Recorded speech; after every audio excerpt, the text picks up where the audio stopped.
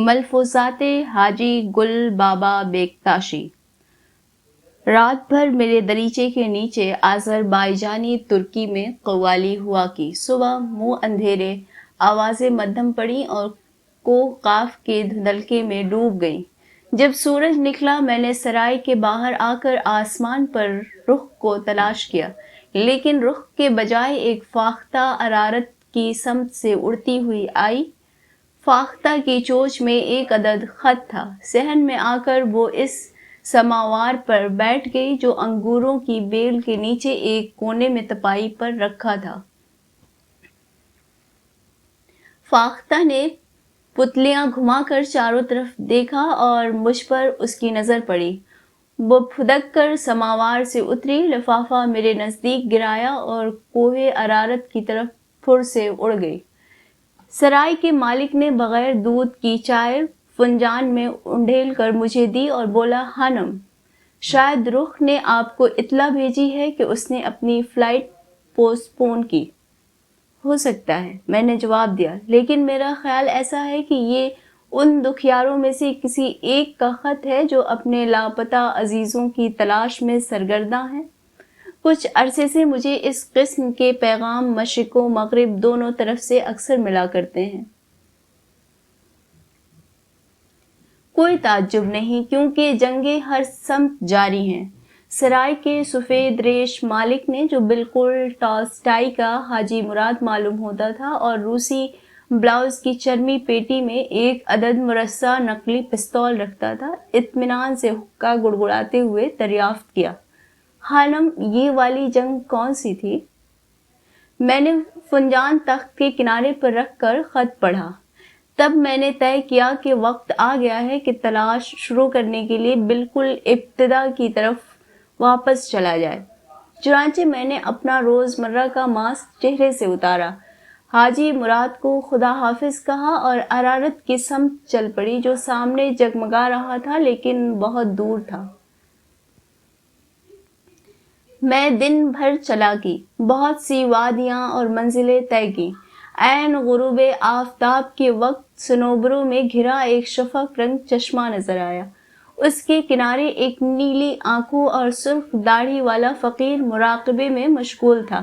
میں نے بغور دیکھا، وہ خواجہ سبز پوش نہیں تھا، بلکہ جیسا کہ ان علاقوں کا دستور ہے، اس بزرگ نے فل بوٹ پہن رکھے تھے۔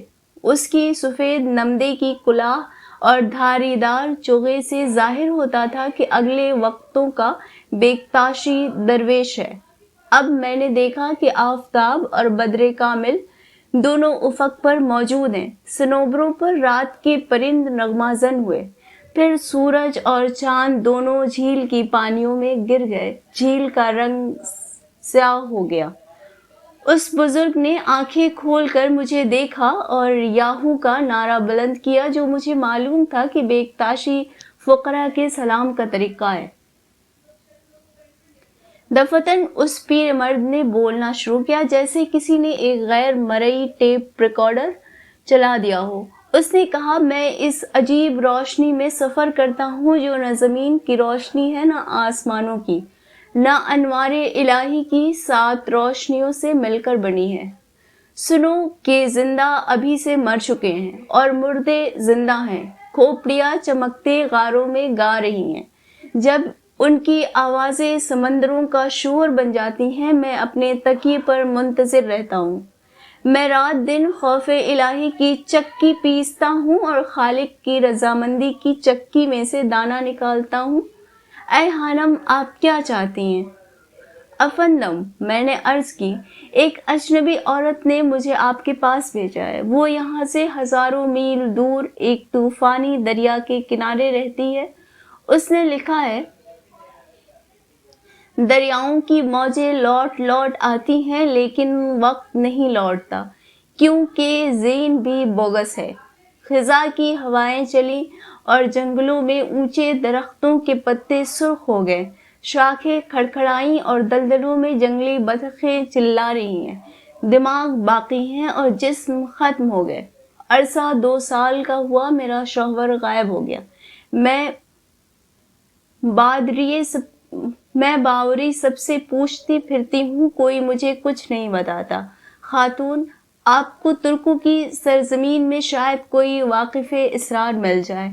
جس وقت میں یہ خط پڑھ کر سنا رہی تھی، شمشاد کے درخت کے نزدیک کھڑے اس بزرگ نے ہاتھ سامنے باندھ کر سر جھکا رکھا تھا۔ تب اس فقیر نے ہاتھ آستینوں سے نکالے اور نظریں اٹھائیں اور کہا، ملک ہنگری میں میرے جد امجد حاجی گل بابا بیکتاشی رحمۃ اللہ علیہ کی درگاہ ہے۔ ایک زمانہ تھا جب بخارا اور استانبول اور البانیہ اور رومانیہ سے کلمہ گو ان کے مزار پر انوار کی زیارت کے لیے پا پیادہ ہنگری جایا کرتے تھے۔ اے خانم، اب میں وہاں جاتا ہوں اور واپس آ کر تمہیں اطلاع دیتا ہوں۔ درویش نے ایک صنوبر کے سائے میں کھڑے ہو کر آنکھیں بند کر لیں۔ چند لمحوں بعد آنکھیں وا کیں اور یوں گویا ہوا، میں نے ڈیونوب کے کنارے اس شکستہ درگاہ پر ماضی اور مستقبل کا نظارہ کیا۔ سنو، جب میرا پردادا حاجی عدنان آفندی ایک کارواں کے ہمراہ ملک خطا جاتا تھا، یارقند کے نزدیک اسے بیکتاش قلی یعنی بندہ خدا کے سلسلے کا ایک نوجوان فقیر ملا۔ اس نے حاجی عدنان کو پلٹ کر دیکھا اور بولا، آغا، فکر کرو، محتاط ہو۔ اس کے بعد وہ شاہ راہ کے کنارے آباد ایک نقش بندی خانقاہ کے دروازے میں غائب ہوا اور اسی لمحے دوسری طرف نکل گیا اور سمرقند میوزیم میں داخل ہو گیا۔ اب وہ سمرقند ازبک سوشلسٹ سوویت ریپبلک کے عجائب خانے کے ایک گلاس کیس میں کھڑا ہے اور اس کی آنکھیں کانچ کی ہیں۔ خانم، میرے ساتھ آئیں۔ درویش نے اپنا عصا سنبھالا اور جھکا جھکا میرے سائے کی مانند میرے آگے آگے چلنے لگا۔ ہم جھیل ڈان کے کنارے ایک تکیے پر پہنچے۔ یہ تکیہ ایک چوبی عمارت تھی جس کی چھت سرخ رنگ کی تھی اور چاروں طرف سیب کے درخت تھے۔ اس قلندر نے کہ اس لفظ کے معنی ہے خالص سونے کی روح، مجھے سیڑھیوں پر کھڑا چھوڑ دیا اور ہوا کے جھونکے کی مانند اندر چلا گیا۔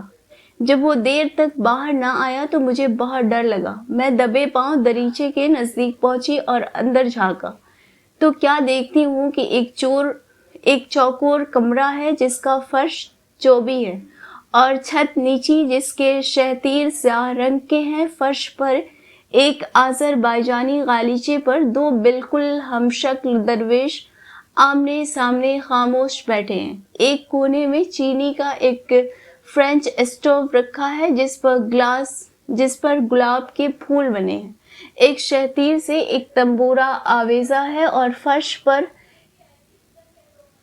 ایک نئے رکھی ہے کہ مولانا جلال الدین رومی کی روحانی بانسری کی نمائندہ ہے۔ دونوں درویش چپ چاپ بیٹھے رہے، پھر ان میں سے ایک اٹھا اور جنوب کی طرف رخ کیا، جو مجھے معلوم تھا کہ مدینہ منورہ کی سمت ہے۔ درویش نے اپنے سفید پٹکے سے کہ آذربائیجانی بھیڑوں کی اون سے بنایا گیا تھا ایک چھوٹا سا پتھر نکالا کہ المصطفیٰ اکثر بھوکے رہنے کی وجہ سے اپنے پیٹ سے پتھر باندھے رہتے تھے اور بیکتاشی فقراء اس سنت رسول کی پیروی کرتے ہیں۔ درویش نے بیکتاشی طریقت کی ایک رسم شروع کی۔ اس نے پٹکے کی گرہ باندھی اور کھولی اور پھر باندھی اور کھولی اور دہرایا، میں شر کو باندھتا اور خیر کو کھولتا ہوں، میں جہالت کو باندھتا اور خوف الہی کو کھولتا ہوں، طمع کو باندھتا اور فیاضی کو کھولتا ہوں، میں عز و انکساری کی دراتی سے پرہیزگاری کی فصل کاٹتا ہوں، میں خود آگہی میں بوڑھا ہوتا ہوں اور صبر کے تنور میں اپنی روٹی پکاتا ہوں۔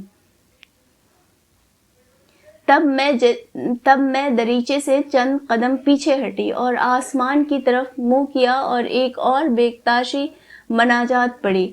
اے وہ جس کا کوئی نسب نامہ نہیں، وہ بیکتاش جو زمانے کے ساتھ گردش کرتا ہے، جو شب تاریک میں سنگ سیاہ پر رینگتے چیوٹے کی آواز سن لیتا ہے، لیکن اب میں نے بڑی چالاکی سے اپنے پیغام کا اضافہ کر دیا۔ او بیکتاش، بس تو مظلوموں کی فریاد ہی نہیں سنتا۔ لیکن میری آواز درویشوں کے وظیفے کے شور میں ڈوب گئی۔ وہ اب چلا رہے تھے، وہ نبی جس پر بادل ہمیشہ اپنا سایہ کیے رہتے تھے، المصطفیٰ صلی اللہ علیہ وسلم، دنیا پر رحم فرما، رحم رحم کریم اللہ یاہو کے بیکتاشی نعروں سے کمرہ گونج اٹھا۔ دوسرے لمحے وہ درویش کے نام ان کا حاجی سلیم آفندی تھا، ایک صراحی اور کوزہ ہاتھ میں لیے برآمد ہوئے۔ خانم، اس بدقسمت عورت کے لیے جو کچھ میں کر سکتا ہوں کروں گا، لیکن علی مرتضیٰ شاہ ولایت نے کہا ہے جو کچھ لکھا گیا ہے ہمیشہ موجود رہے گا۔ تب میں نے ایک بہت غیر متعلق بات حاجی سلیم سے کہی۔ میں نے عرض کیا، افندم، میرے وطن میں جو یہاں سے ہزاروں میل دور ہے، ہماری آبائی حویلی میں جو اب کھنڈر ہو چکی ہے، ایک تہہ خانہ ہے۔ اس تہہ خانے میں پرانی کتابوں کے انبار ہیں اور ایک پرانا شکستہ چینی کا فرینچ اسٹوو جس پر گلاب کے پھول بنے ہیں، اور انٹلیکچوئل چوہے ان کتابوں کو کترنے میں مصروف ہیں جو دولت عثمانیہ اور برطانیہ اور فرانس اور مصر اور ایران میں کسی زمانے میں بڑے شوق سے لکھی اور چھاپی گئیں۔ قسطنطنیہ 1872، لندن EC4 1884، تہران 1892، قاہرہ 1902، اور ایک نسبتاً جدید کتاب بھی وہاں پڑی ہے، لندن رسل اسکوائر 1952، اور دفعہ کا ذکر ہے ایک کوہر آلود پہر میں فرنگیوں کے اس بزرگ صوفی سے ان کے فیبر اینڈ فیبر رسل اسکوائر کے دفتر میں ملی، اور انہوں نے مجھ سے رقصہ درویشوں کے متعلق بات کی تھی۔ چونکہ آپ خود اس حلقے سے تعلق رکھتے ہیں، مجھے قونیہ کے اس مرحوم سلسلے کے متعلق کچھ بتائیے کہ قونیہ بھی اب محض ایک ٹورسٹ اٹریکشن ہے۔ درویش نے سر جھکایا اور رونے لگے، پھر آنسو آستین سے پوچھے اور خود بھی ایک قطعی غیر متعلق بات کہی۔ خانم، حاجی سلیم نے فرمایا، میں اس لیے روتا ہوں کہ قانون خداوندی کے مطابق میرا ہمزاد جو اندر بیٹھا ہے، میرے مرنے سے ٹھیک 40 دن قبل مر جائے گا۔ ان 40 دنوں میں کیا کروں گا؟ کیونکہ وہ مجھے خبردار کرتا رہتا ہے۔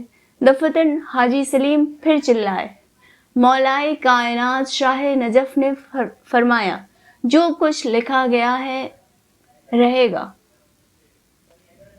افندم، میں نے عرض کی، اوپر والوں کی باتیں تو میں نہیں جانتی، مگر جو کچھ یہاں لکھا جاتا ہے اکثر بے حد خطرناک ثابت ہوتا ہے، کیونکہ جیسا کہ آپ کو علم ہے، ہر حرف کا ایک موکل موجود ہے۔ درویش نے اس بات میں سر ہلایا۔ میں نے کہا، جب اس صاحب زمان نے حکم نامے پر دستخط کیے تو اس کے حروف کے طاقتور موکل اڑ کر پورب کی سمت گئے اور انہوں نے تباہی پھیلا دی، دماغ پاش ہوئے اور جسموں کے پرخچے اڑ گئے۔ افندم، میں اس اجنبی عورت کو کیا جواب دوں؟ فکر کرو، محتاط ہو، خبردار رہو۔ اس اجنبی خاتون نے لکھا ہے کہ اس کے خاوند کا نام ابو المنصور تھا اور وہ تصویریں بناتا تھا۔ کیا وہ اپنی کھوپڑی بچانے کے لیے جنگل کی سمت نہیں بھاگا؟ حاجی سلیم نے دریافت کیا۔ جی نہیں، اجنبی عورت نے لکھا ہے کہ وہ ایک تالاب کے کنارے بیٹھا جنگلی بطخوں کی تصویریں بناتا رہا۔ نہایت احمق تھا، حاجی سلیم نے مختصراً کہا، اور ہزاروں لاکھوں انسان جنگلوں اور دلدلوں اور سرحدوں کی طرف بھاگے، اور زمین ان کے پیروں تلے سے نکل چکی تھی اور سروں پر تلوار کا سایہ تھا۔ کوئی تلوار نہیں سوا ذوالفقار علی کے۔ حاجی سلیم نے بات کاٹی۔ میں خاموش ہو گئی۔ کیا جب قیامت آئی شخص مذکور تنہا تھا؟ حاجی سلیم نے دریافت کیا۔